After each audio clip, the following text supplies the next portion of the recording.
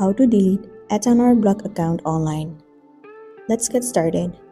First thing first, you have to open any of your preferred web browser. Once you're in here, in the source bar, search for Delete H&R Block account. Now head over to the very first site, How do I delete my H&R Block account? It will be landing you on this official page. So in this page, you can see it says, you cannot delete an account you have set up. However, you can delete all the information you have entered, which means that you cannot entirely delete your account. You can only delete the information of your H&R account. So in order to delete the information, what you want to do is, you have to contact them. Over here you can see their mailing address. All you want to do is send one of the mail to this email address. Also, you have to mention that you want to delete your account or delete all the information that you have got. You have to send the mail from your email address that you have created your account.